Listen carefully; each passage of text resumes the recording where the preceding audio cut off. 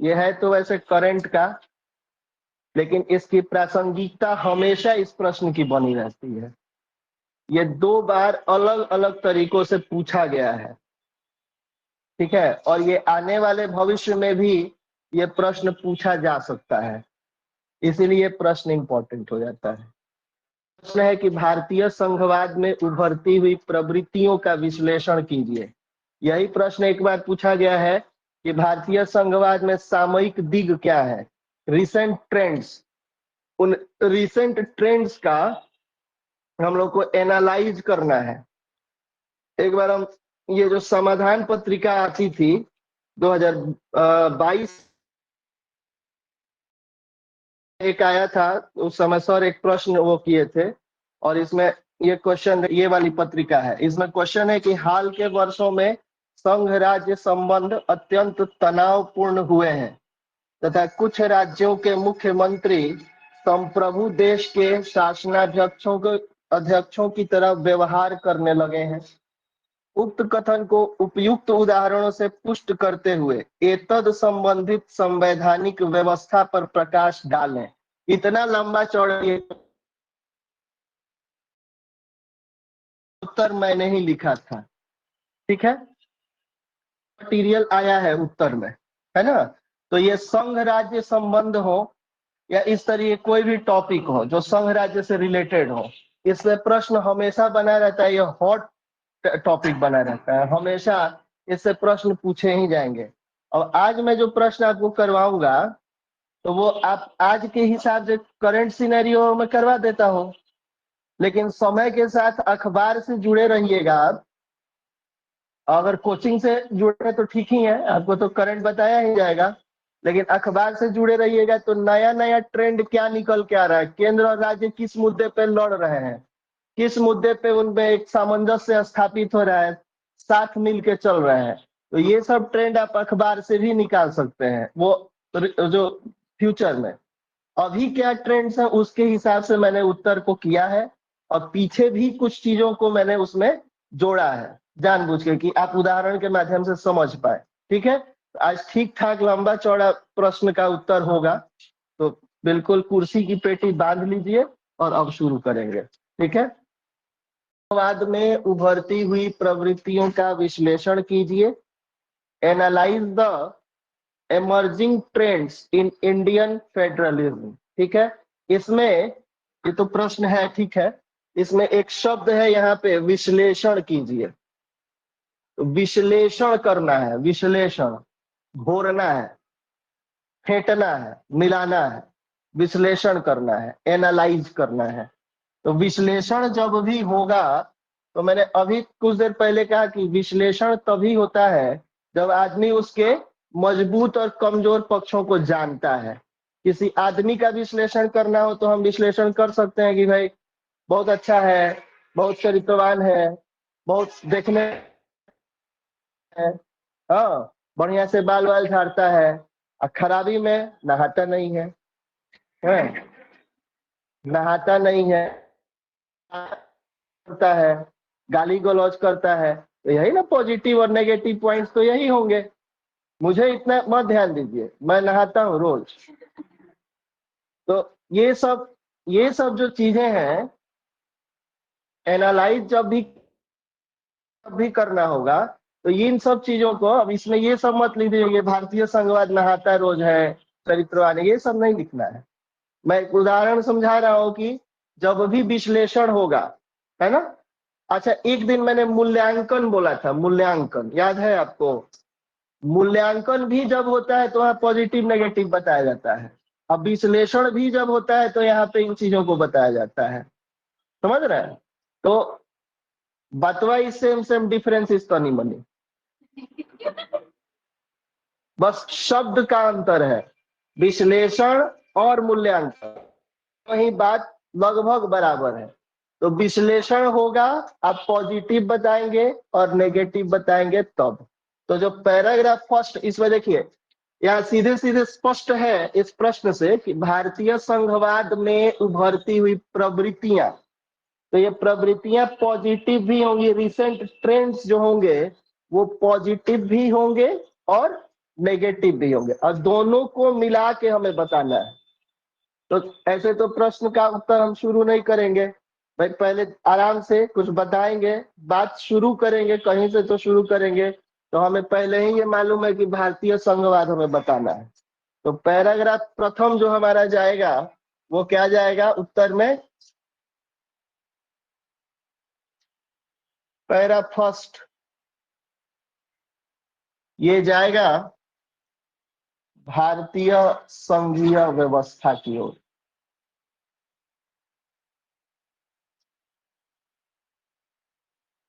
ठीक है, Indian federalism क्या है इसके बारे में हम बताएंगे। तो इंडियन फेडरलिज्म आप जानते हैं क्या है भाई, भारतीय संविधान का जो अनुच्छेद 1(1) है, अनुच्छेद 1(1) वो क्या कहता है, इंडिया अर्थात भारत राज्यों का संघ होगा, ये कहता है। इस चीज को यहाँ लिखेंगे। उसके अलावा राज्य जो है उनको बनाने का काम केंद्र करता है, और राज्य अपने मन से केंद्र से अलग नहीं हो सकते हैं, ये चीज आप जानते हैं। लिखेंगे क्या, मैं बोल देता हूं एक बार। भारतीय संविधान के अनुच्छेद 1(1) के अनुसार इंडिया अर्थात भारत एक राज्यों का संघ ब्रैकेट में यूनियन है, पूर्ण विराम। यह संघ एक सशक्त केंद्र तथा 28 राज्यों एवं 8 केंद्र शासित प्रदेशों से मिलकर निर्मित हुआ, पूर्ण विराम। भारतीय संघ विभिन्न राज्यों के मध्य किसी समझौते का परिणाम नहीं है। किसी भी राज्य को भारत संघ से पृथक होने का अधिकार नहीं है। ये इतना एक पैराग्राफ आप अपने मन से भी लिख सकते हैं। ये इसमें वो नहीं है कि मैं जो बोलूं वही लिखना है, आप अपने मन से भी एक 4-5 लाइन का ठीक जो भारतीय संघीय व्यवस्था को बताता हो लिखिएगा इंग्लिश में। According to Article 1(1) of the Indian Constitution, India is a union of states. This union is formed by a strong center and 28 states and 8 union territories. The Indian Union is not the result of any agreement between different states, and no state has the right to separate from the Indian Union. इतनी चीज first paragraph में आपने लिख डाली। अब ये लिखने के बाद पैराग्राफ चेंज, और पैराग्राफ चेंज करके क्या लिखेंगे तो देखिए, मैंने कहा है ना कि बात कहने की तमीज होती है, सलीका होता है। हमें आना पॉजिटिव और नेगेटिव पॉइंट्स पे ही है, क्योंकि मेन मुद्दा तो वही है कि प्रवृत्तियां क्या है। तो डायरेक्ट हम तो आ नहीं जाएंगे, कुछ बात कहेंगे, एक छोटा 3-4 लाइन 5 लाइन का एक पैराग्राफ और जोड़ेंगे, और उसमें भारतीय संघीय व्यवस्था की तुलना, तुलना नहीं, उसको हम ये कह सकते हैं कि कनाडा के संघीय व्यवस्था से थोड़ा सा बोलते हुए आगे बढ़ जाए। ज्यादा डिटेल में नहीं जाइएगा, क्योंकि फिर उधर जाइएगा तो शब्द सीमा घट जाएगी।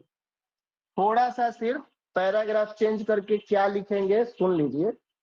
कनाडा की संघीय व्यवस्था से प्रेरित भारतीय संघीय व्यवस्था में केंद्र तथा राज्यों के मध्य शक्ति विषयक विवाद होते रहे हैं तथा विभिन्न मुद्दों पर आपसी मतभेद भी दृष्टिगत हुए हैं, पूर्ण विराम। हालांकि इन मतभेदों को अधिकांश स्थितियों में दूर करने में सफलता भी प्राप्त हुई है और सहकार भी देखने को मिला है, जिससे केंद्र और राज्यों के बीच समन्वय भी बढ़ा है। ये चीज इस पैराग्राफ में लिखने से फायदा ये होगा कि आपके उत्तर को अब दिशा मिल रही है कि अब आप क्या बताने वाले हैं। एक आपने थोड़ा सा बता दिया कि अब हम इस दिशा में बढ़ने वाले हैं, वो अब ये चीज अब समझ लिया कि हाँ अब इसके आगे कुछ अच्छा आने वाला है।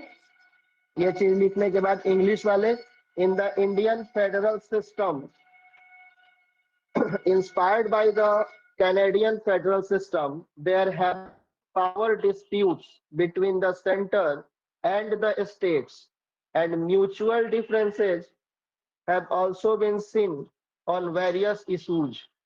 However, in most of the situations, in resolving these differences and cooperation has also been seen, which has also increased coordination between the center and the states. Full stop करने के बाद अब आपने जो बात कहनी थी वो कह दी। इसी पैराग्राफ में आप थोड़ा सा कुछ बोल के और सीधे पॉजिटिव नेगेटिव पॉइंट्स पे आ सकते। क्योंकि 4-5 लाइन का पैराग्राफ हो गया था तो मुझे ये ठीक नहीं लगता है कि 4-5 लाइन से ज्यादा का हो, तो इसीलिए मैंने फिर पैराग्राफ चेंज कर दिया है और 1-2 लाइन जोड़ दिया है। और 1-2 लाइन मुझे आना किस पे है, पॉजिटिव और नेगेटिव पॉइंट पे। तो मैंने अब थोड़ा सा पैराग्राफ फिर चेंज किया है और 1-2 लाइन, बहुत ज्यादा नहीं। पैराग्राफ 3 मैंने फिर लिखा है और पैराग्राफ 3 में जब 2-3 लाइन का पैराग्राफ होगा उसमें हम क्या लिखेंगे, तो उसमें लिखेंगे कि लास्ट हमने पैराग्राफ एंड किया है कि जिसमें केंद्र और राज्यों के बीच समन्वय भी बढ़ा है, यहाँ एंड किया था। अब उसी से जुड़ा हुआ तीसरा पैराग्राफ, यह समन्वय निम्नलिखित कारणों से विकसित हुआ है जिससे अंततः सहकारी संघवाद के पक्ष में परिदृश्य स्थापित हुआ है। ये इतना लिखा हमने, मात्र 2 लाइन का, बहुत छोटा सा, बहुत ज्यादा नहीं, छोटा सा पैराग्राफ। इंग्लिश में this coordination has developed due to the following reasons, which ultimately set the stage in favor of cooperative federalism और डैश। ठीक,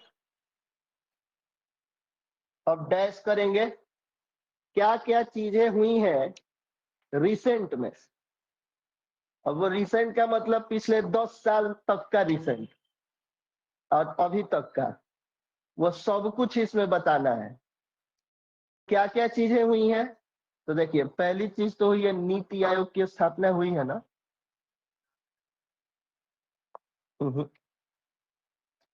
नाम ही नहीं चेंज हुआ है, काम करने का तेवर भी चेंज हुआ है। योजना आयोग को सुपर कैबिनेट की संज्ञा दी जाती थी और कभी कभी कैबिनेट का काम योजना आयोग करते हुए नजर आती थी। काम सिर्फ नाम चेंज नहीं हुआ है, काम में नाम बहुत आते हैं, तो नाम नहीं चेंज हुआ है, काम भी चेंज हुआ है। अब नीति आयोग राज्यों के पक्ष में ज्यादा सोचता है और पहले केंद्र के लिए ही ज्यादा, केंद्र जैसा सोचता था योजना आयोग वैसा कर देता था। तो योजना आयोग पे सुपर कैबिनेट होने का ये इल्जाम लगता था कि ये एक सुपर कैबिनेट है। तो नीति आयोग, हालांकि नीति आयोग वाला जो ये जो पॉइंट अलग से हम लिख रहे हैं, इसको एक ही पॉइंट में वित्तीय विकेंद्रीकरण के अंतर्गत भी डाल सकते हैं, एक अलग पॉइंट बना है। लेकिन ठीक है, पॉइंट्स बढ़ेंगे तो अच्छा लगेगा। तो नीति आयोग की स्थापना पहली चीज, इसको मिटा दें क्या, पॉइंट्स लिखेंगे। ठीक,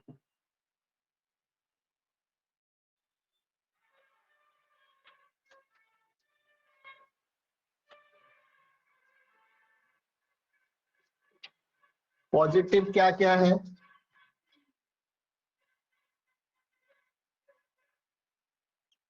पहली चीज नीति आयोग की स्थापना।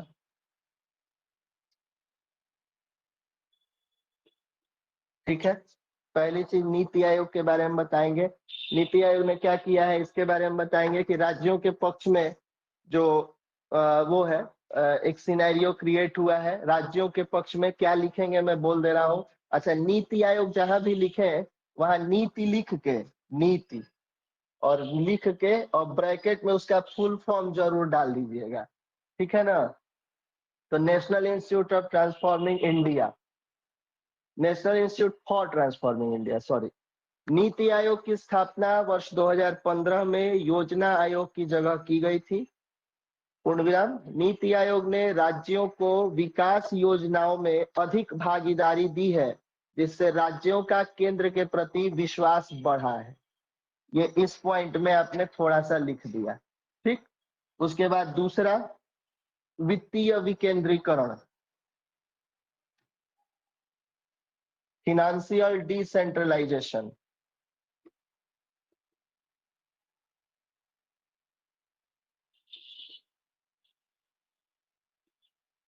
वित्तीय विकेंद्रीकरण के बारे में बताएंगे क्या हुआ है। तो देखिए,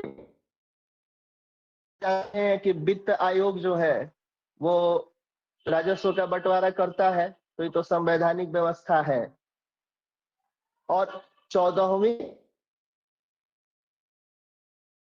तो उसने एक चीज कही, उसने ये सीधे सीधे कहा कि को ज्यादा दो, क्योंकि संघीय व्यवस्था है, केंद्र लेके क्या करेगा, पिताजी अकेले लेके पैसा क्या करेंगे, बेटा गाली ही देगा फिर, देते हमको है नहीं, आपने लेके बैठ के जाइएगा, तो वो बोले कि ये तो कचहरी के हुए, ना ना घर से ना जी, कचहरी के हुए। तो बोले कि अच्छा ठीक बा, ले ली पैसा, बोले हाँ हाँ, अरे एकदम परफेक्ट, ठीक, हाँ हाँ, ये तो घर के हुए, कोनो दिक्कत नहीं। पैसा देते ही सारा मामला एकदम सेट हो जाता है। तब बेलर पूछेगा नहीं कि बेलर ये घर के हुए कि बाहरा के हुए, और थोड़ा और बोल रहा है तो 100 रुपया और दीजिए, थोड़ा और उसको लग रहा है तो 100 रुपया और दीजिए। पैसा देते जाइए और उसका सारा मसला खत्म होते जाएगा। तो उस समय बेलर चेक नहीं होता है, नहीं तो जितने पेशकार हैं कचहरियों में, वो लोग खूब ध्यान से ऊपर से नीचे, लगता है कि बेलर को फैशन शो में भेजेंगे, उस तरीके से वह घर के ये तो कचहरी के होंगे जी, इस तरीके से वहां होता है। तो आम जो 200 रुपए की बात होती है, और जूनियर वकील जाते हैं तो थोड़ा और बढ़िया से चेक करता है, तो 300 रुपए हम लोग दे देते हैं, तो सारा मैटर खत्म हो जाता है। तो पैसा जो है ये सबसे बड़ी जड़ है, और वित्तीय विकेंद्रीकरण में वित्त आयोग की भूमिका, और 14वें और 15वें वित्त आयोग की खास करके, इसने कहा कि ज्यादा राज्यों को दो, और ये हुआ है तो इससे सहकार बढ़ा है। तीसरी चीज, क्षेत्रीय दलों की बढ़ती भूमिका, तीसरा पॉइंट।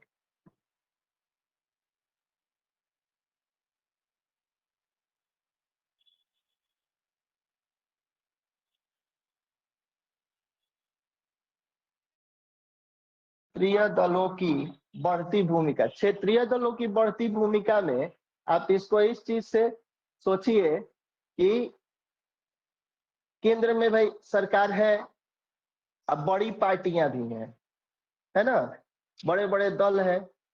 अब उन दलों के साथ साथ राज्यों में भी छोटी छोटी पार्टियां हैं, जदयू, राजद, शिवसेना, ये सब क्या है, द्रविड़ मुनेत्र कड़गम, तृणमूल कांग्रेस, ये सब क्षेत्रीय पार्टियां ही है ना। तो क्षेत्रीय पार्टियों ने क्या किया है कि गठबंधन सरकारों में सहयोग किया है।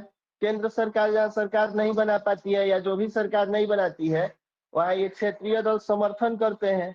और उसका लाभ ये होता है कि उससे केंद्र सरकार को जब आप समर्थन देंगे, तो फिर राज्य आधारित मुद्दे एक राष्ट्रीय परिदृश्य पे आप उठाएंगे, राष्ट्रीय मंच पे उठाएंगे कि हमारा ये मुद्दा है। तो क्षेत्रीय दल क्या करेंगे, गठबंधन सरकारों में अपनी स्थिति को मजबूत करेंगे, और जब मजबूत करेंगे तो इससे सहकार बढ़ेगा, क्योंकि राज्यों की बात केंद्र स्तर पे, राष्ट्र स्तर पे मानी जाएगी कि हाँ ये कह रहा है और इस ऐसा होना चाहिए। तो क्षेत्रीय दलों के अलावा इंग्लिश में the growing role of regional party, ठीक है। अगली चीज, मैंने 7-8 पॉइंट लिख डाले हैं, आप जब आंसर करेंगे तो 4-5 बहुत ज्यादा होंगे, मैंने जानबूझ के ज्यादा लिख दिया है कि आपके पास मटेरियल ज्यादा होगा, है ना। तो आप जब आंसर करें तो 4-5 ही लिखें, बहुत ज्यादा हो, जो उसमें सबसे मेन है उसी को आपको करें। पांचवा कि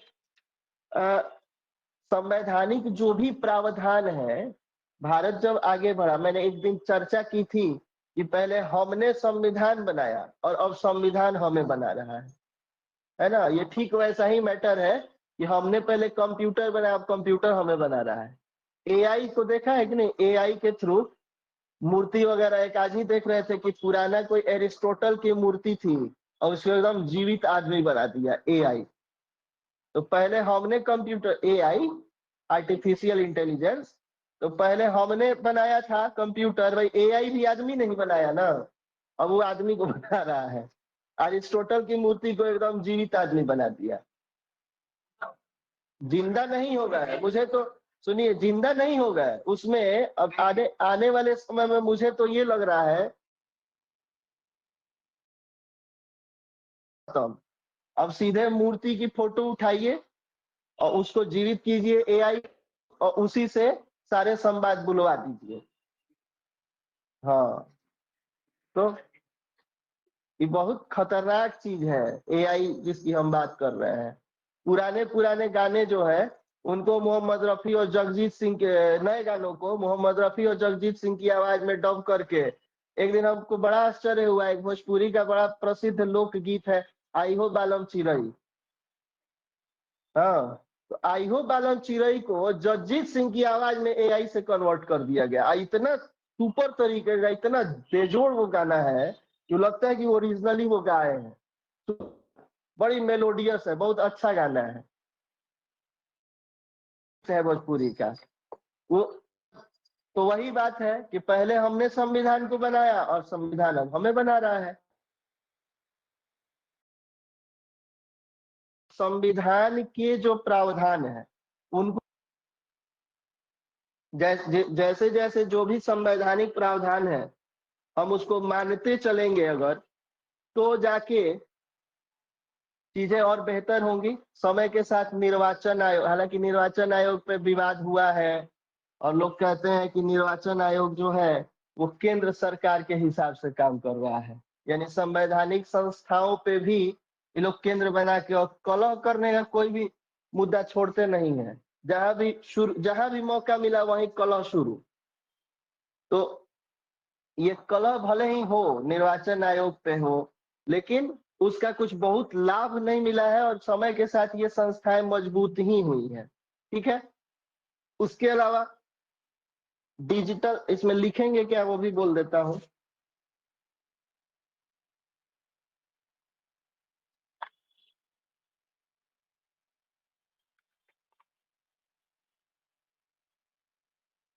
देखिए, इसके अलावा भी 356 का जो यूज है अभी, जब से पिछले 10 12 15 साल में तो मैंने नहीं देखा है राष्ट्रपति शासन अभी है। तो उस अनुच्छेद 356 का अब उपयोग, यानी लोग अब जो भी केंद्र सरकार में लोग बैठे हुए हैं वो कारिता जरूरी है और इसका उपयोग जो है प्रतिशोध के लिए नहीं करना है ना। कहाँ पे क्या हुई है चीजें, तो संविधान के अनुच्छेद 356 के दुरुपयोग में कमी आई है। निर्वाचन आयोग और सीएजी, कैग जैसी संवैधानिक संस्थाओं ने संघीय ढांचे की निश्चित की है, ये हुआ है। और जब ये होगा तो सहकारिता बढ़े।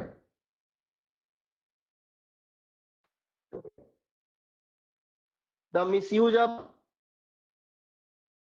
of the constitution has decreased. Constitutional institutions like the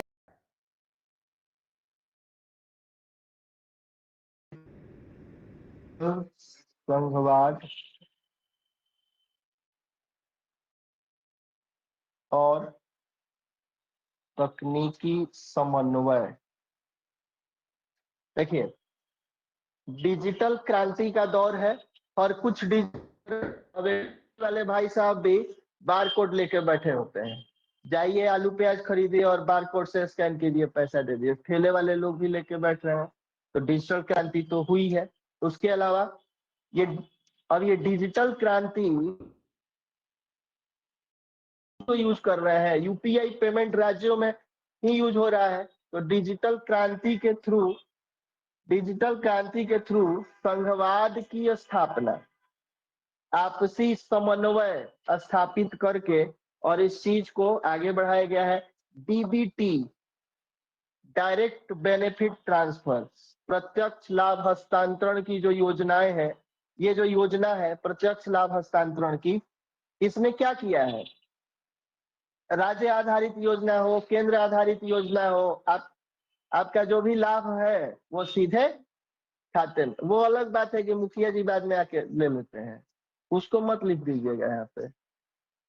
हाथी के दांत खाने के और दिखाने के और होते हैं, दिखाने के हैं, खाने वाले अंदर वो सब मत बता दीजिएगा।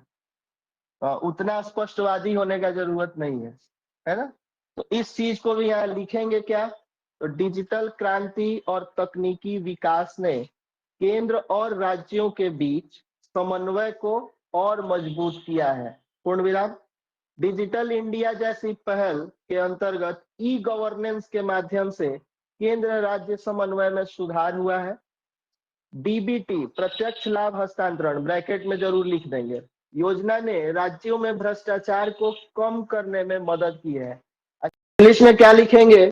Digital federalism and technological coordination. The digital revolution and technological development have further strengthened the coordination between the center and the states. Initiatives like Digital India have improved the center-state relationship through e-governance. The DBT, Direct Benefit Transfer scheme, has helped to reduce corruption in the states. भ्रष्टाचार राज्यों में ही खत्म होगा तो केंद्र में भी होगा, ऐसा नहीं है, राज्य में ज्यादा होगा। उसके बाद अगला एक पॉइंट और, आप ये 4 हो गया ना, 5वां पॉइंट आप ये लिख सकते हैं, चाहे एक और कुछ छोड़ दिए क्या है? 356 वाला छूटा है। संवैधानिक प्रावधानों का सुदृढ़ पालन। अच्छा ठीक है, उसको यहां लिख दे रहा है।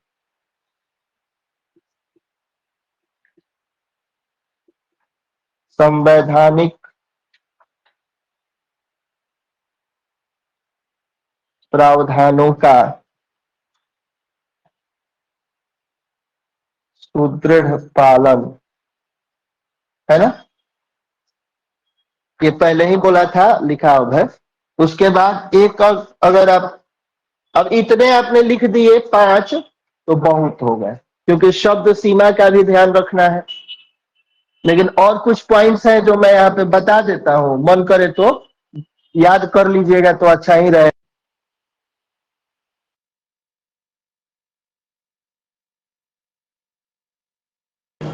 बोले तो है, एक सेकंड देखिए, इसका ना, इसका संवैधानिक प्रावधानों में सुदृढ़ वाला यही है। हाँ यही है। देखिए, strong adherence to constitutional provisions, strong adherence to constitutional provisions.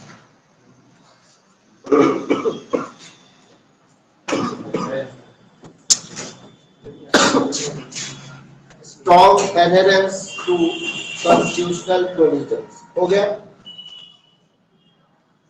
उसके बाद और कुछ पॉइंट्स मैं एक्स्ट्रा बता देता हूं। उसके बाद राजनीतिक विकेंद्रीकरण, ये क्या है? राजनीतिक विकेंद्रीकरण ये भी हुआ है।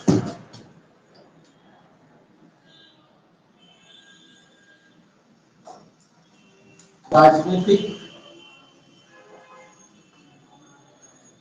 विकेंद्रीकरण,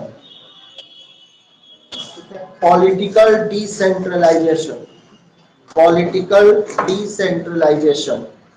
ठीक, राजनीतिक विकेंद्रीकरण में आप देखिए, महात्मा गांधी का ये विचार था कि मैंने इस पर चर्चा भी की है कि जो गांव है ना, स्थानीय स्वशासन को बढ़ावा देना चाहिए, तब जाके लोकतंत्र का समावेशीकरण होगा।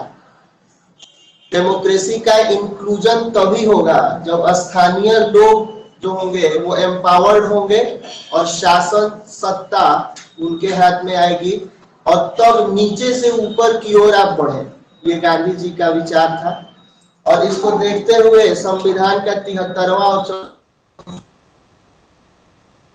राजनीतिक विकेंद्रीकरण हो सके, जो पावर ऊपर ऊपर बिल्कुल सेंट्रल वो छूटे, और छूट के और पूरा क्या हो जाए, नीचे तक शासन आ सके और नीचे के लोग भी शासन में हिस्सेदार हो पाए। तो इसके लिए पंचायती राज संस्थाओं की स्थापना हुई, नगरों में नगर पंचायत बने, ये काम हुआ है। भले ही बहुत अभी जमीनी स्तर पर चीजें होनी बाकी हैं, लेकिन आप इस पॉइंट को जरूर शामिल करें। इसके अलावा आपने देखा होगा कि और महिलाओं के लिए सीटें रिजर्व की जाती है, देखा है ना? तो ये काम भी हुआ है, और इस चीज को इस पॉइंट में हम लिखेंगे। ठीक,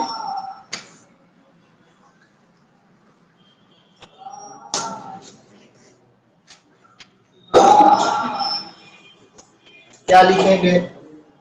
पंचायती राज व्यवस्था और शहरी स्थानीय निकायों की सशक्तिकरण प्रक्रिया ने जमीनी स्तर पर लोकतंत्र को मजबूत किया है, पूर्ण विराम। इसके अतिरिक्त महिलाओं और दलितों के लिए आरक्षण ने वंचित वर्गों की राजनीतिक भागीदारी को बढ़ाया है। ये पूर्ण विराम इस पॉइंट पे हो गया। 6 पॉइंट आपके हो गए। 2 और है, मैं चर्चा कर देता हूं। 7वां, राज्य सरकारों की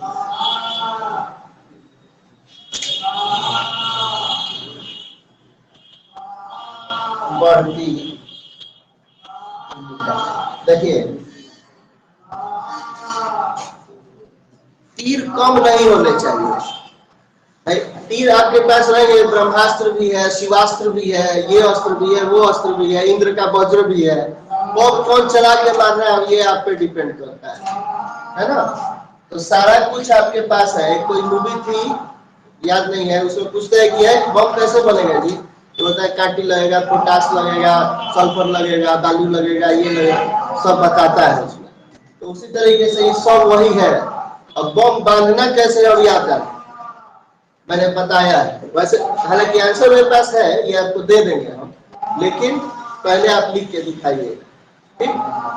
अब ये राज्य सरकारें जो है, अब कोई भी, अभी क्या हुआ है कि नीति आयोग ने ये बात कही थी केंद्र सरकार से कि आप कोई भी डिसीजन ले रहे हैं, आप राज्यों से पूछिए। सलाह मानना नहीं मानना अलग बात, सलाह लीजिए तो सही।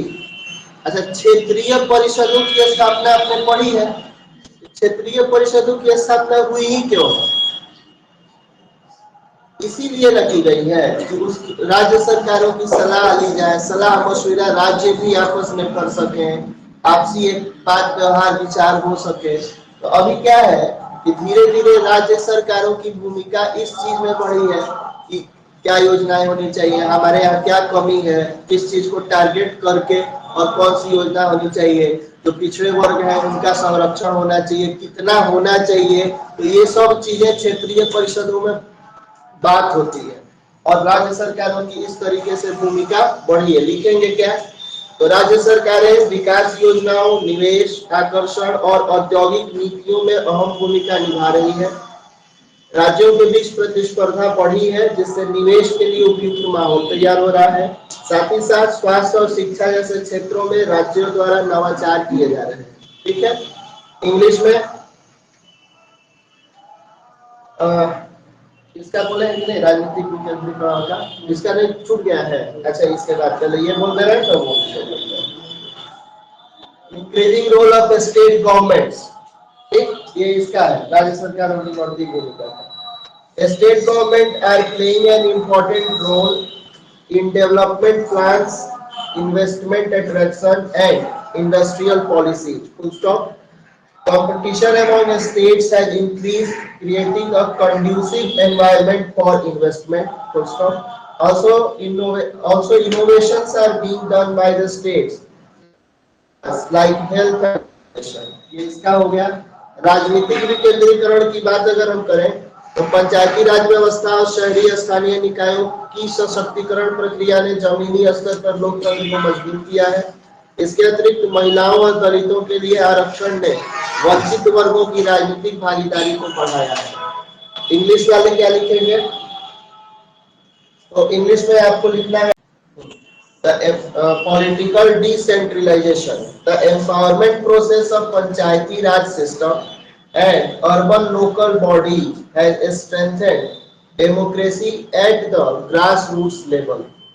In addition, reservation for women and Dalits has increased the political participation of the underprivileged classes.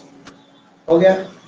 अच्छा, एक पॉइंट और जोड़ा जा सकता है। पॉइंट जो है, अच्छा देखिए, अभी देखिए संघवाद को अगर एक और नजरिए से हम देखें कि संघवाद और बढ़ कैसे सकता है और बेहतर कैसे हो सकता है, सहकारिता और अच्छे तरीके से कैसे बढ़ सकती है, तो आप इसके लिए एक पॉइंट ये जोड़ सकते हैं कि सांस्कृतिक भेदभाव अगर हम मिटा दें, मैंने बताया था ना कि महाराष्ट्र के लोग तमिलों को भगा रहे हैं, बिहारियों को भगा रहे हैं। हाँ, गुजरात में से बिहारियों को भगाया जा रहा है। महाराष्ट्र में एक बहुत बड़ा आंदोलन चला, टुंगी बजाओ लुंगी भगाओ, है ना।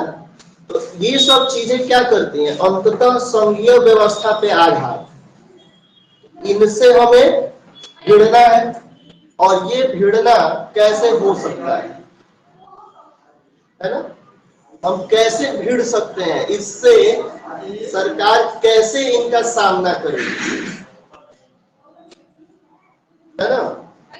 तो सरकार कैसे सामना करेगी, कुछ कार्यक्रम ऐसे चलाए जाएं जिससे आपसी दूरी कम हो। ये कार्यक्रम चलाया जाए। अब मुहर्रम का पर्व है, और कोई लड़का जाए और कहे कि हैप्पी मुहर्रम,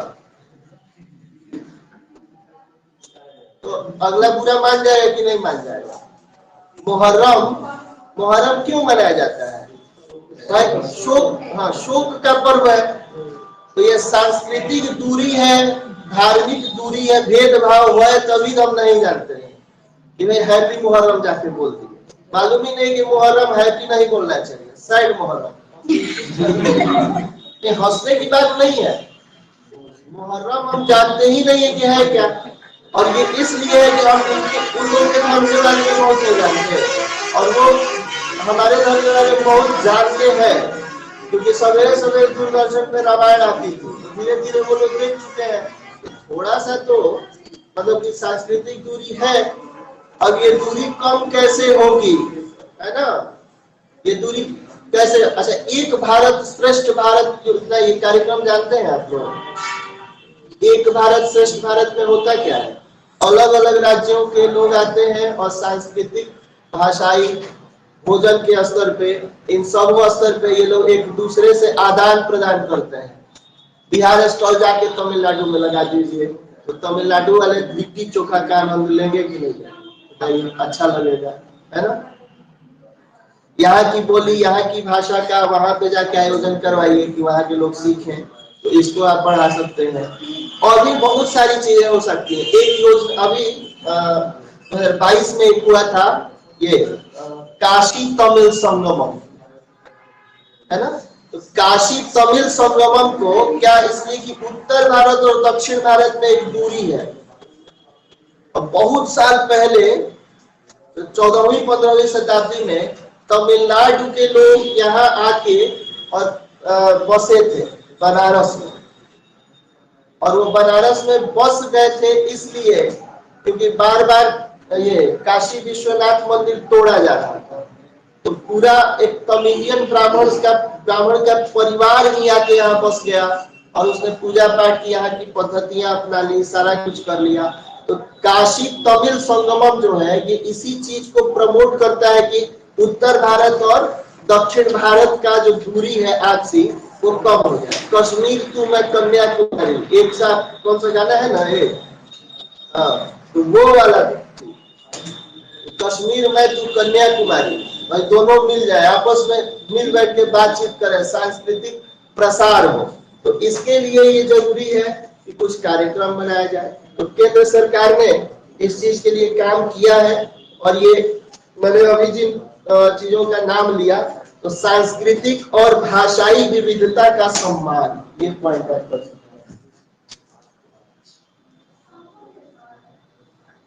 उस गाने को कोई प्राइज वगैरह भी मिला था।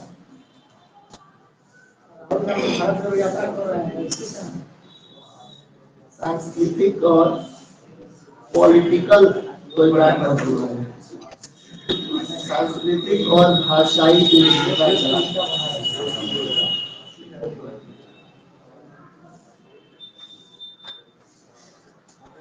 ठीक है। सांस्कृतिक और भाषाई विविधता का सम्मान, हम एक दूसरे के कल्चर से हम जोड़े, उनको सिखाएं कि देखिए इनके यहाँ ये है, ये भी बहुत अच्छा है। तो बिहार में अब डांडिया का आयोजन सिवान में हो रहा है, दशहरे में डांडिया का आयोजन हो रहा है ना। मेरे ही मित्र है रजनीश है, चित्रकला वाले, वही करवाए थे। हमको भी बुलाया कि आओ डांडिया होने वाला, आता ही नहीं है, 2-4 घंटा किसी को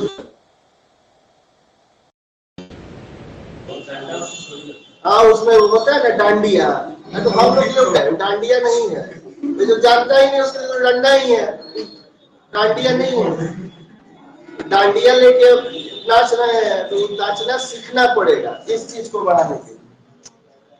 हर हर जगह की हर, देखिए इससे क्या होगा कि जो क्षेत्रवादी प्रवृत्तियां हैं, अब हम बिहारी हैं, हम मराठी हैं, हम ये हैं, हम वो हैं, ये सब सिस्टम अब खत्म की दीजिए, कर दीजिए, बोलिए हम भारतीय हैं, हम सब भारतीय हैं, है ना। इस चीज को एका एका कब स्थापित होगा, जब हम ये सोचेंगे और एक दूसरे की संस्कृति से हम रूबरू होंगे, उनको जानेंगे, तब जाके एका बढ़ेगा। क्या लिखेंगे, सांस्कृतिक विविधता के सम्मान को प्रोत्साहन क्षेत्रवाद जैसी प्रवृत्तियों से निपटने में अत्यंत सहायक है।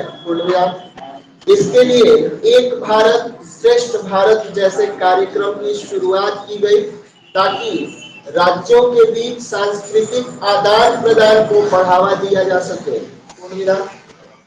इस आदान प्रदान में संस्कृति, कला, भोजन, भाषा, त्योहार आदि सभी शामिल है। इसी तरह का एक कार्यक्रम काशी तमिल संगमम है, जिसका आयोजन प्रत्येक वर्ष होना सुनिश्चित किया गया है। अभी हुआ नहीं है, 2024 में होने वाला था, पोस्टपोन्ड है, देखिए हो जाए कहीं।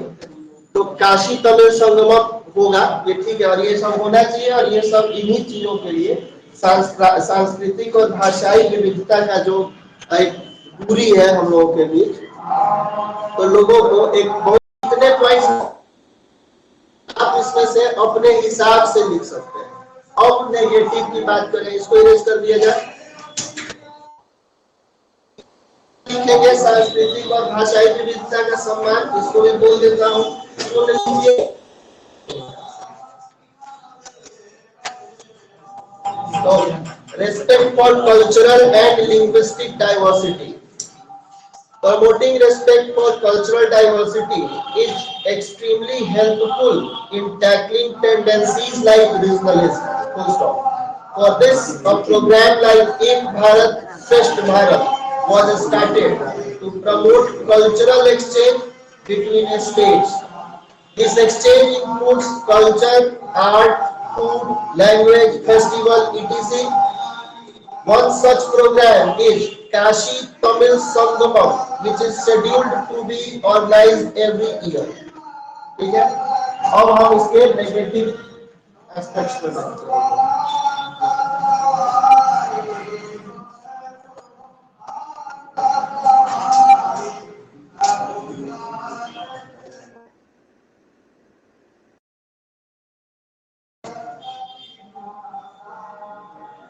आंसर नहीं है, पॉइंट्स अगर याद रहे तो बात बनाना आना चाहिए। आप जितना अच्छा बात बना लेंगे उतने अच्छे लेखक बन जाएंगे, है ना। हरिशंकर परसाई को पढ़िए, हरिशंकर परसाई को जब आप पढ़िएगा तो देखिए कुछ नहीं किए, वो बात बनाए। उनकी एक छोटी सी किताब है निखलने की डायरी, उसमें लिखते हैं कि जो भागवत गीता का एक श्लोक नहीं है, कर्मण्येवाधिकारस्तु मा फलेषु कदाचन, वो बोलते हैं कि पूंजीवादियों के लिए बड़ा बढ़िया श्लोक है। तो क्यों भाई, वो कहते हैं कि कर्मण्येवाधिकारस्य मा फलेषु कदाचन का अर्थ ये है कि कर्म करते जाओ, फल की चिंता मत करो। पूंजीवादी लोग यही ना सोचते हैं कि तुम कर्म करते रहो, पैसा हम कमाते रहे, तुम अपना फल की चिंता मत करो। तो एक पूंजीवादी श्लोक है, एक तरीके से अगर सोचा जाए, बात नहीं बनाया गया है। लेकिन बात बनाने के लिए भी खोपड़ा चाहिए, ताकि पॉइंट्स को याद किए जा सकते हैं, है कि नहीं। अब पॉइंट्स जब याद हो जाएंगे तो बाकी बात बनाना आपका जिम्मा।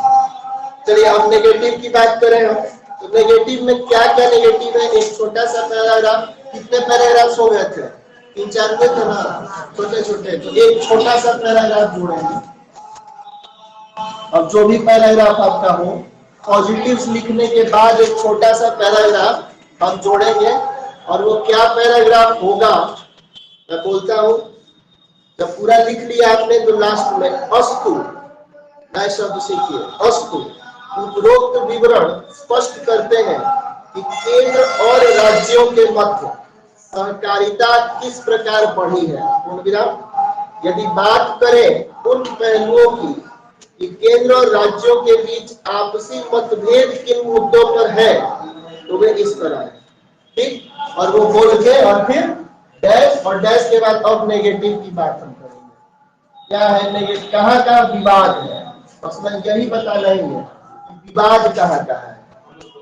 ठीक है, हाँ ठीक है, इसको याद दिलाते रहिएगा, नहीं तो मैं आगे बढ़ते जाऊंगा और फिर छूटते जाएगा। ठीक है, क्या लिखेंगे इंग्लिश में, पैराग्राफ को चेंज करेंगे। पैराग्राफ 5 में, therefore the above details make it clear how cooperation has increased between the center and the states. Full stop. If we talk about those aspects on which there are differences between the center and the states, then they are as follows. ठीक, और dash करके और negative points गिनाना है। ठीक है, सबसे पहली चीज पॉलिटिकल पोलराइजेशन। ठीक, अभी आपने पीछे लिखा था कि विकेंद्रीकरण की बात हो रही है, लेकिन अब यहाँ पे ये एक बहुत बड़ी समस्या है कि राजनीतिक रूप से एक केंद्रीकरण भी सामने आया है, और वो कैसे आया है इसी चीज को अब हमें बताना है। राजनीतिक ध्रुवीकरण जिसको आप कह रहे हैं,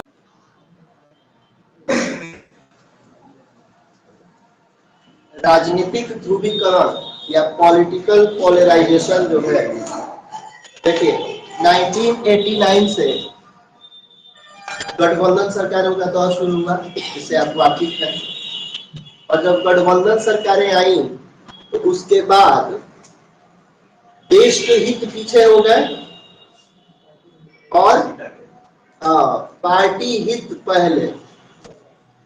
जैसे मनमोहन सिंह की सरकार थी तो ममता बनर्जी रूठ में किसी मुद्दे को लेकर योजना आयोग के थ्रू उनको कुछ फंड वंड दे दिया गया।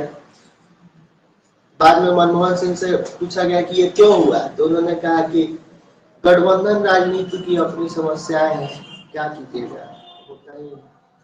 तो गठबंधन का दौर जब से आया है तो ये चीज हुई है, राजनीतिक ध्रुवीकरण भी हुआ है। राजनीतिक ध्रुवीकरण इस सेंस में कि क्षेत्रीय पार्टियां ज्यादा मुखर तो हुई है, ठीक है, अपने हिसाब से हो, एक लिमिट है ना हर चीज का। अब ज्यादा मुखर हो गई है, और ज्यादा मुखर होगी तो केंद्र राज्य संबंध जो है वो खराब होंगे, चुनौतियां खड़ी होंगी। उसके अलावा फायदा हुआ है, लेकिन वो फायदा जो है वो राजनीतिक वो इस तरीके से नहीं कि संघ के सामने चुनौती खड़ा कर दीजिए। ठीक है, आप अपनी समस्या कहिए आप उसके बाद, लेकिन अब ये नहीं कि हम क्लास नहीं खराब कर दीजिए। नहीं, समस्या कहिए लेकिन क्लास खराब मत कीजिए, क्लास चलने दीजिए, ये चीज है। ठीक है, उसके अलावा देखिए केंद्र सरकार में अगर कोई और पार्टी है और राज्यों में कोई और पार्टी है, तो आपस में झगड़ा अगर हो रहा है तो फिर सरकार बर्खास्त करने जैसी चीजें, राष्ट्रपति शासन लगाने जैसी चीजें हुई है भूतकाल में। अभी तो इधर कोई रिसेंट ट्रेंड नहीं है, लेकिन इसको जोड़ना है। तो ये समस्या की प्रतिशोध बदला लेने वाला, तो ये बदला लेने वाली जो मानसिकता है ये राजनीतिक ध्रुवीकरण को ही बताती है, और ये संघ सरकारों के सामने एक बहुत बड़ी चुनौती है, समझ पाए। उसके अलावा भाषा और सांस्कृतिक विवाद, हमने ये कहा था कि सांस्कृतिक और भाषाई स्तर पे हमें मजबूत होना है और उसके लिए सरकार कार्यक्रम चला रही है, लेकिन ये विवाद तो है और हमेशा क्षेत्रीय शक्तियां इसको लेके और पुरजोर विरोध कर ही रही हैं, और क्षेत्रीय शक्तियां जब भी इसका विरोध करती हैं तो उपद्रव मचता है, और इसी को नाम दिया गया सांस्कृतिक कलह का। तो सांस्कृतिक कलह हुए हैं। अच्छा, इसको इसको मैंने बोला नहीं है, बोल देता हूँ। तो सांस्कृतिक कलह जो है ये बड़ी समस्या है। कई बार क्या होता है,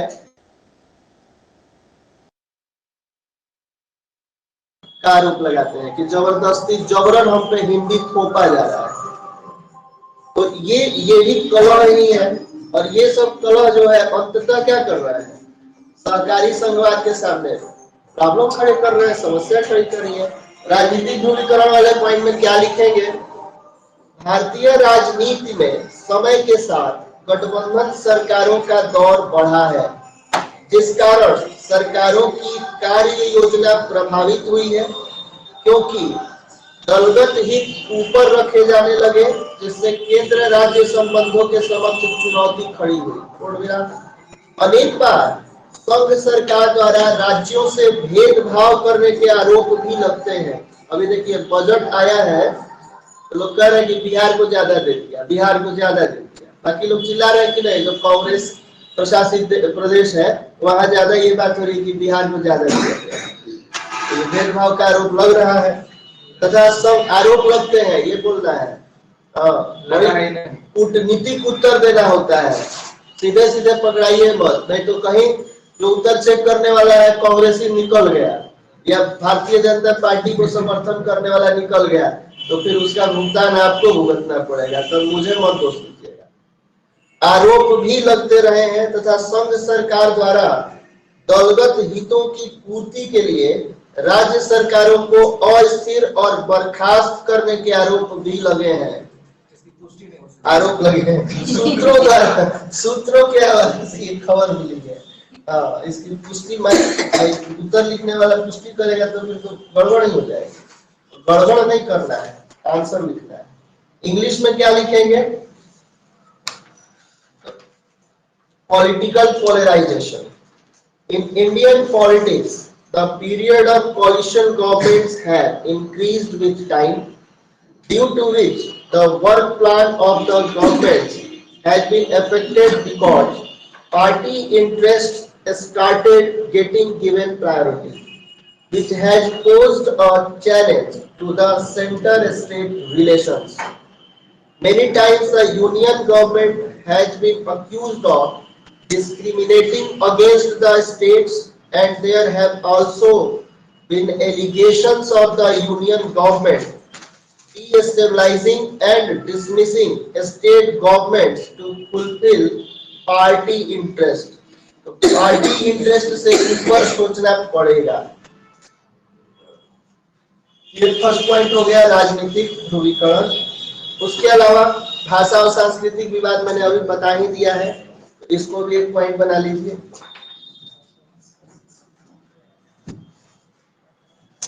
भाषा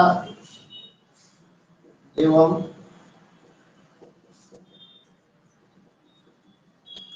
सांस्कृतिक विवाद। ये विवाद मैंने अभी बताया है कि क्या विवाद है। हिंदी को थोपे जाने की बात हमेशा होती है। इसमें लिखेंगे क्या, तो अनेक बार क्षेत्रवाद से प्रेरित शक्तियां भाषा और क्षेत्र विशेष को आधार बनाकर उपद्रव करती दृष्टिगोचर होती हैं, जिससे देश में सांस्कृतिक कलह की जड़ें मजबूत होती हैं। भाषाई असंतोष ने भी संघवाद को कमजोर किया है। मसलन गैर हिंदी भाषी राज्यों द्वारा उन पर हिंदी का आरोप लगता रहा है। इतनी चीज इंग्लिश में क्या लिखेंगे, लैंग्वेज एंड कल्चरल कॉन्फ्लिक्ट। ठीक है, ये पॉइंट आपका हो जाएगा, language and cultural conflict.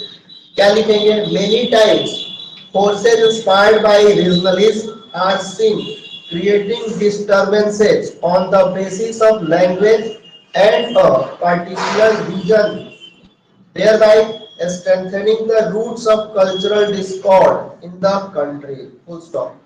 Linguistic discontent has also weakened federalism. For example, non-Hindi speaking states have accused the imposing of Hindi on them. ये इतनी चीज इसमें जाएगी। दूसरी चीज, और क्या वो चीज है जो संघवाद को कमजोर कर रही है, तो तीसरा क्षेत्रीय असंतुलन और आर्थिक विषमता, ये आप दे सकते हैं। और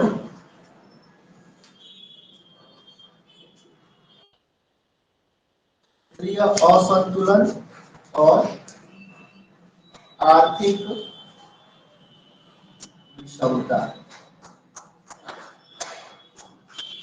क्षेत्रीय असंतुलन और आर्थिक विषमता कैसे है? देखिए, उत्तर पूर्वी राज्य हमेशा कहते हैं कि हमारे साथ न्याय करो, आर्थिक रूप से हम कमजोर हैं। आप बहुत दूर मत जाइए, बिहार में ही देखिए, पश्चिमी बिहार और पूर्वी बिहार में एक डिफरेंस है। उनका डिफरेंस इसलिए है कि हर साल बाढ़ आता है।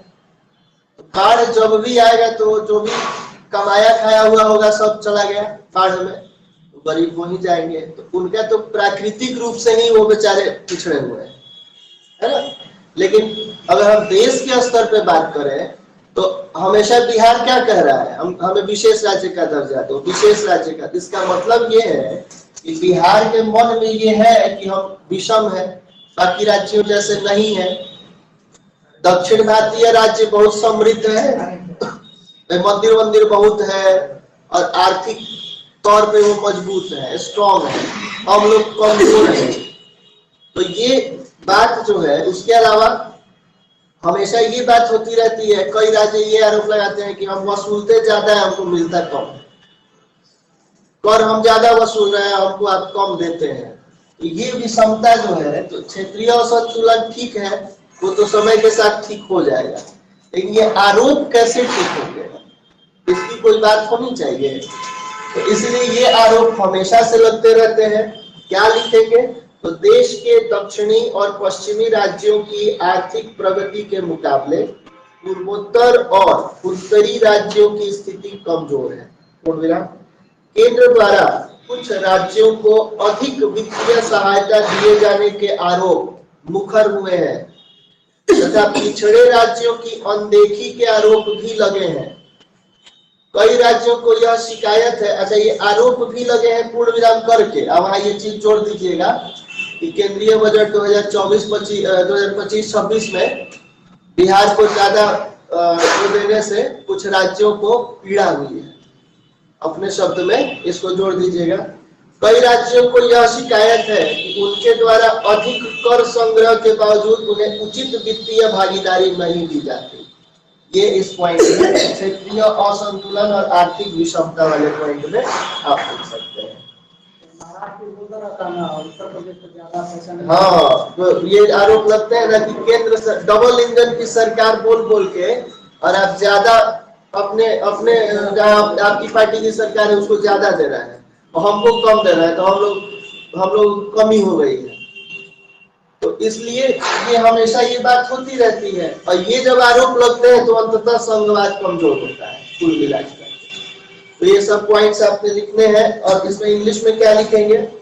तो regional imbalances and economic disparities in comparison to the economic progress of the southern and western states of the country, the condition of the northeastern and northern states is weak. Allegations have been raised against the center for giving more financial aid to some states, and there are also allegations of ignoring the backward states. Many states complain that despite their higher tax collection, they are not given proper financial participation.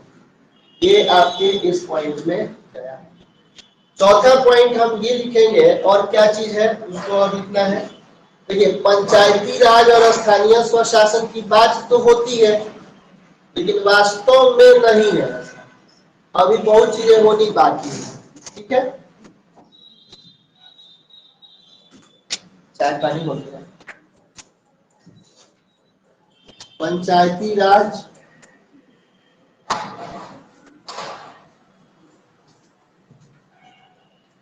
और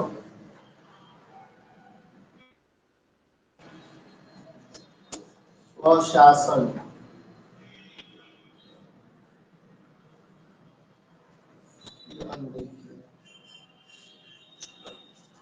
देखिए, आपने संशोधन करके पंचायती राज को संवैधानिक दर्जा दिया अवश्य है, लेकिन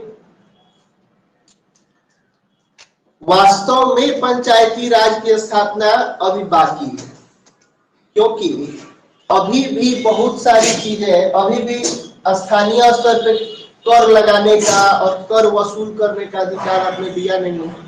तो वित्तीय स्वायत्तता उन्हें नहीं दी गई है पंचायती राज व्यवस्थाओं को, पंचायती राजों जो सिस्टम है उसमें। और जो ये राज्य सरकारें हैं, ये पावर छोड़ना नहीं चाहती हैं, ये चाहती ही नहीं है कि पावर छोड़े। पावर छोड़ेंगे तो पंचायतों को पावर मिलेगा और एम्पावर्ड होंगे, तो पावर अब छोड़िएगा तब ना। तो ये जब होगा ही नहीं तो संघवाद कैसे बढ़ेगा? तो ये एक बड़ा प्रॉब्लम है। इंक्लूजन जो आप कह रहे हैं कि इंक्लूजन करेंगे हम लोकतंत्र का, डेमोक्रेसी का इंक्लूजन तभी होगा जब ये एम्पावर्ड होंगे। क्या लिखेंगे? तो संविधान के 73वें तथा 74वें संशोधन के माध्यम से पंचायती राज की संकल्पना को संवैधानिक दर्जा प्रदान किया गया, जिससे सहकारी संघवाद के समावेशन की अपेक्षा है, किंतु स्थानीय निकायों को वित्तीय स्वायत्तता प्राप्त नहीं होने से समस्या बढ़ी है। साथ ही स्थानीय निकायों के स्वतंत्र कामकाज में बाधा उत्पन्न करने के आरोप लगते रहे। ठीक है, आरोप लगते रहे हैं, बता दिया हमने। क्या इंग्लिश में लिखेंगे? तो ignoring Panchayati Raj and local governance through the 73rd and 74th amendments of the constitution, the concept of panchayati raj was given constitutional status, which is expected to include cooperative federalism, but the problem has increased due to the local bodies not getting financial independence, and there have been allegations of obstructing the independent functioning of local bodies. ये यहाँ लिख दिया आपने। एक last point और आप है और भी, लेकिन सब बताने में बहुत टाइम जाएगा। एक और बता देता हूँ, 5 पॉइंट आप लिख लेंगे, है ना। 5वां पॉइंट आप जो है ये लिख सकते हैं कि सुरक्षा और कानून व्यवस्था में केंद्र का बढ़ता हस्तक्षेप। ठीक है,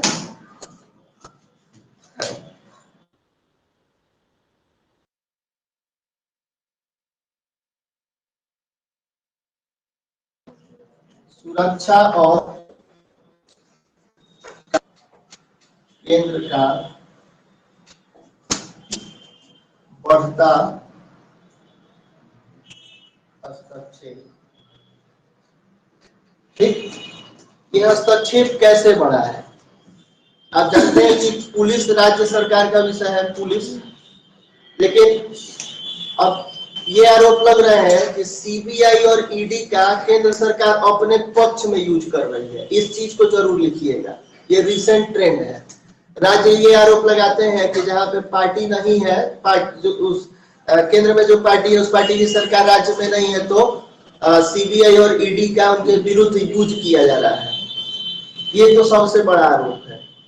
तो वहां की कानून व्यवस्था को, अब एक बार क्या हुआ कि पश्चिम बंगाल वो कर दी कि हमारे यहाँ सीबीआई नहीं आएगी, राज्य में घुसना उसको अलाउ नहीं है। एक बार अरेस्ट भी कर लिया गया था महाराष्ट्र में, बिहार के अधिकारी थे उनको।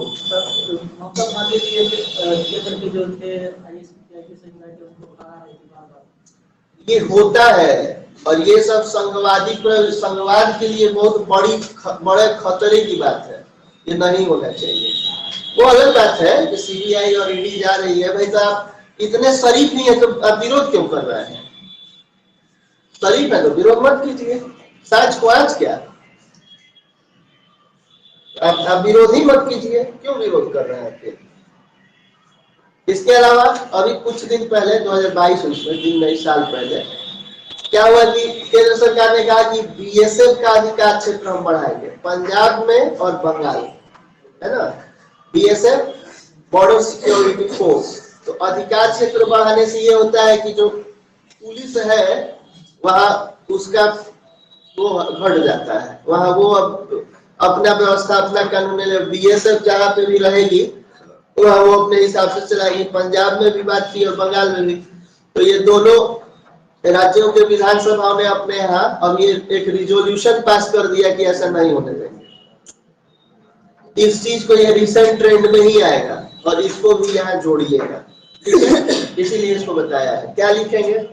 आंतरिक सुरक्षा के मुद्दों को लेकर केंद्र द्वारा राज्यों के अधिकारों में दखल दिए जाने के आरोप लगे हैं। यह आरोप भी लगता रहा है कि केंद्र सरकार ईडी प्रवर्तन निदेशालय ब्रैकेट में तथा सीबीआई ब्रैकेट में केंद्रीय जांच ब्यूरो का प्रयोग अपने राजनीतिक हित तथा प्रतिशोध के लिए करती है। इन आरोपों ने संघवाद के समस्या को जन्म दिया है। केंद्र सरकार द्वारा सीमा सुरक्षा बल बीएसएफ के क्षेत्राधिकार को बढ़ाने की अधिसूचना को पंजाब व पश्चिम बंगाल विधानसभा ने प्रस्ताव पारित कर खारिज कर दिया था। तो यहाँ पे कॉन्फ्लिक्ट है ना, केंद्र कुछ कह रहा है, राज्य कह रहा है कि नहीं हम नहीं होंगे। तो ये कॉन्फ्लिक्ट है, इसको जरूर जोड़ना है। Increasing interference of the centre in security and law and order, इसको आप लिख दीजिए।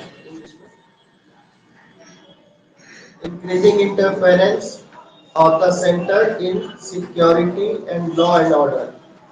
क्या लिखेंगे? There have been allegations of the center interfering in the rights of the states on internal security issues.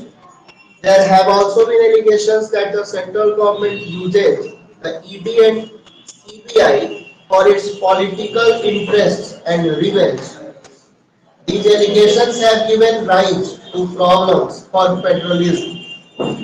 The notification of the central government to increase their jurisdiction of the BSF was rejected by the Punjab and West Bengal legislative assemblies by passing resolutions. इतना इसमें जाएगा। उसके अलावा भी और चीजें हो सकती है, मैं बोल दे रहा हूँ। अब लिखे ना लिखे, ज्यादा लिखेंगे तो ज्यादा वो हो जाएगा, शब्द हो जाएगा।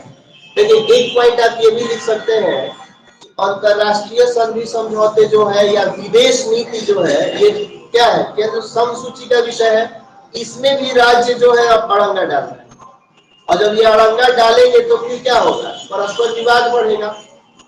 तीस्ता नदी जल विवाद पे केंद्र सरकार काम करने जा रही थी, तो पश्चिम बंगाल के मुख्यमंत्री एकदम गुस्सा हो गए, नहीं होना चाहिए तीस्ता नदी जल विवाद। तो इसलिए इस पे ये जब मामला हुआ तो फिर अंततः क्या होगा? झगड़ा बढ़ेगा, कॉन्फ्लिक्ट होंगे, संघर्ष होंगे। तो ये नहीं होना चाहिए, लेकिन हो रहा है। और ये इसलिए हो रहा है कि भाई इसीलिए तो संविधान में अलग अलग सूची बना दी गई है कि सब इन पे काम करेगा, राज्य इन पे काम करेगा। लेकिन अब सब राज्यों को लगता है कि नहीं हम हीरो बन जाएंगे उस मामले में अगर हम बोलेंगे। इसी तरीके से तमिलनाडु की सरकार ने जब श्रीलंका वाला मामला था, श्रीलंका से लोग भाग रहे थे, पलायन कर रहे थे, तो उसमें कोई कॉन्फ्लिक्ट हुआ था लोगों को लेके कि आके बसेंगे कि नहीं बसेंगे, इसको लेके हुआ था। तो उसमें तमिलनाडु सरकार एकदम अड़ गई। ये मामला है विदेश का, भाई केंद्र सरकार अपने हिसाब से उसको मैनेज करती, लेकिन तमिलनाडु की सरकार नहीं, उसने ये अड़ंगा लगाना शुरू कर दिया कि नहीं नहीं ये हम इसमें देखेंगे। तो विदेश नीति के मामलों में तुम क्या देखोगे? तो ये एक पॉइंट हो सकता है कि अंतरराष्ट्रीय मामलों या विदेश नीति में राज्यों का हस्तक्षेप। ठीक है, इंग्लिश में इसमें लिखेंगे क्या, वो बोल देता हूँ। विदेश नीति संघ सूची का विषय है और ऐसी अपेक्षा की जाती है कि राज्य सरकार इसमें दखलंदाजी नहीं करे। लेकिन बांग्लादेश के तीस्ता जल विवाद पश्चिम बंगाल के मुख्यमंत्री के हट के कारण हल नहीं हो सका। वहीं तमिलनाडु की सरकार के कारण श्रीलंका संबंधी विवाद उलझ गया था। अब ये वो हुआ कि नहीं हुआ इसके विषय में मुझे जानकारी नहीं है, लेकिन ये इसमें मुद्दा डाल दीजिएगा। ठीक है, उसके अलावा इंग्लिश में क्या लिखेंगे? स्टेट्स इन इंटरनेशनल अफेयर्स और फॉरेन पॉलिसी। ठीक है, foreign policy is a subject of the union list and it is expected that the state governments will not interfere in it, but the Tista water dispute with Bangladesh could not be resolved due to the obstinacy of the CM of West Bengal, while the Sri Lanka related dispute got complicated due to the Tamil Nadu government. ये हो गया। एक point और है, मैं बता देता हूँ, आप लिखे ना लिखे आ जाने। एक पॉइंट और लिखा जाता है कि जो केंद्र प्रायोजित योजनाएं हैं, बना तो देती है केंद्र, लेकिन लागू करना है राज्यों को, तो अब राज्यों को बोझ लगने लगता है कि अगर उसकी योजना हम अपने यहाँ लागू करेंगे तो पैसा हमारे यहाँ से जाएगा। केंद्र में जो योजनाएं चलती है उसमें कभी कभी 50-50 50 और 50 का रेशियो रहता है। 50% केंद्र सरकार देगी, 50% राज्य सरकार देगी, 70% केंद्र सरकार देगी, 30% राज्य सरकार देगी, और राज्य सरकारों को लगता है कि ये बोझ हो गया और इसको आर्थिक बोझ माना जाता है। इसीलिए बिहार में प्रधानमंत्री फसल बीमा योजना लागू नहीं है ना। उसी प्रकार आयुष्मान भारत योजना को वेस्ट बंगाल ने अपने यहाँ लागू नहीं किया है। तो इस चीज को बताते जाना है ना। लिखेंगे क्या इसमें, तो लिखिए केंद्र प्रायोजित योजनाओं का राज्यों पर बढ़ता आर्थिक बोझ, है ना, ये पॉइंट लिख सकते हैं। क्या लिखेंगे, अनेक राज्य सदैव इस बात से केंद्रीय योजनाओं का विरोध करते हैं। योजनाएं केंद्र सरकार बनाती तो है, लेकिन उसका वित्तीय बोझ राज्यों को भी वहन करना पड़ता है, जो राज्यों को आर्थिक रूप से कमजोर करता है। पूर्ण विराम।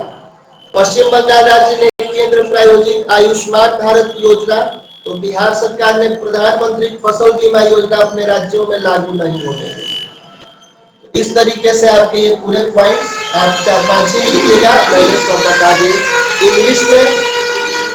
इंग्लिश में क्या लिखेंगे, तो increasing financial burden on the states due to centrally sponsored schemes.